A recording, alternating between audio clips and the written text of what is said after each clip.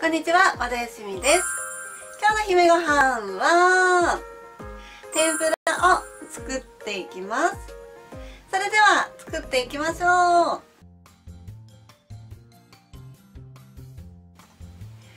それでは解説していきます。今回天ぷらを作っていくんですけど、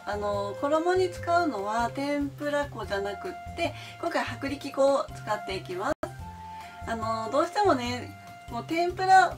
お家でよく揚げる方だったら天ぷら粉買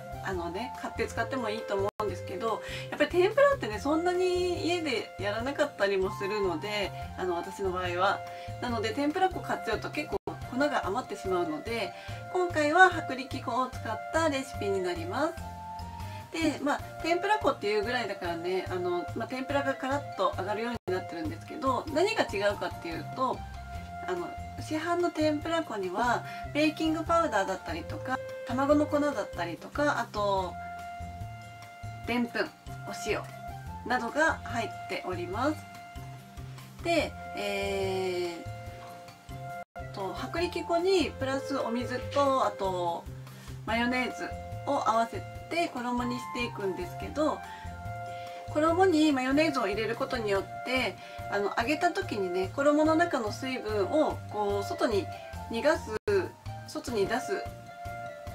ことができるので、カラッとねサクッと揚がります。プラス大事なこととしては小麦粉を入れた時に混ぜすぎないっていうところがポイントになってきます。やっぱりねよく聞くと思うんですけど、天ぷら粉を揚げる時には粉っぽさが残るぐらいのさっと混ぜてあげたらいいっていうのはよく聞くと思うんですが、小麦粉に含まれているグルテンが結構ねしっかり混ぜることによってお互いにねくっついて、でそれが粘りの原因と粘り気、食べた時のサクッとした食感にならないんですよ。もちっとした食感になってしまうので、天ぷらの粉を作る時はさーっと混ぜて粉が残るぐらいで作ってあげるといいんじゃないかなと思います。で、フライパンにね油たっぷり入れると処理も大変だし油ももったいないので、だいたい食材が浸かる半分ぐらいなんで、今回は多分ね1センチちょっとぐらいしか油を入れてないので、そんな感じでね手軽にやるときは油少なめで、ひっくり返しながら揚げてあげるといいんじゃないかなと思います。ちなみに大事なポイント、エビは衣をつける前にしっかりキッチンペーパーで水分を取ってあげないと、結構揚げた時にねすごく跳ねてしまうので、エビはしっかりと水分を取ってから揚げてあげてください。あと野菜とかはねそこまで水分気にしなくても大丈夫かなとは思っております。で、しっかり揚がったので、あと盛り付けですね。美しく盛り付けをしてあげて完成です。できました。では味見していきます。ではいただきます。じゃあエビを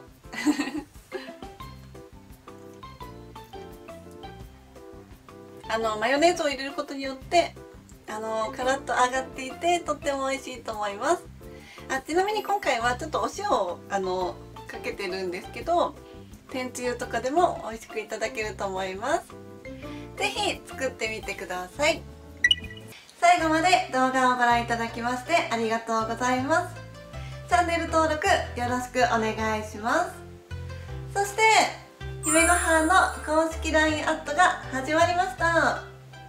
今だけご登録いただいた方に DVD の限定レシピであるフラワーボックスちらし寿司弁当の作り方動画をプレゼントしております。